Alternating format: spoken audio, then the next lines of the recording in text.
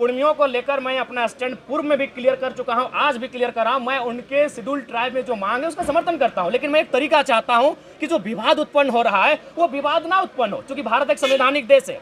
भारत के संविधान आर्टिकल 48 के ए में वन्य जीवों की सुरक्षा की बात करता है। तो कुर्मी कौम इस राज्य की सबसे बड़ी एकल आबादी है, सबसे बड़ी एकल आबादी अगर इस राज्य की कोई है तो कुर्मी है। सबसे अगर शहादत की एक लंबी लिस्ट निकाली जाएगी तो आधी शहादत आपको कुर्मी कौम से दिखेगा, चाहे निर्मल महतो रहे, शक्तिनाथ महतो रहे, सुनील महतो रहे, ऐसे किस्से खत्म नहीं होंगे।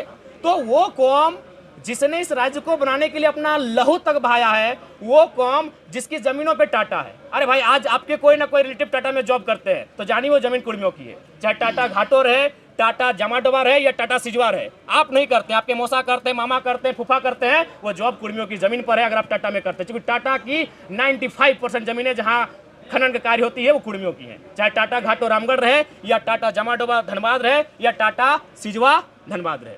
तो इसलिए भैया उस कौम ने जमीनों को भी दिया है, जानों को भी दिया है, और आज अगर वो संरक्षण मांग रही है तो इसमें किसी को आपत्ति नहीं होनी चाहिए। हाँ, मैं ये रास्ता चाहता हूं कि जब राज्य सरकार अनुशंसा करे केंद्र को कुर्मियों को एसटी में शामिल करने का, और जब केंद्र से वो लिस्ट वापस आए तो राज्य एक काम करे, जो लोग पूर्व में शेड्यूल में है उनको वहां रहने दिया जाए और इनके लिए एक नया column, farming tribe, agriculture tribe, एक नया ट्राइब का कॉलम लेकर आए और इनको संरक्षण दिया जाए। ये लड़ाई आरक्षण की नहीं है, ये लड़ाई संरक्षण की है। इसी सरकार में मंत्री है चमरा लेना, वो बोल रहे हैं कि आप लोग जो है आदिवासियों के हक में सिरमारी करने के लिए जो है एसटी में शामिल होना। नहीं, इसमें हक में उनको बोलिए इतिहास को पढ़े, अपने इतिहास को पुख्ता करें।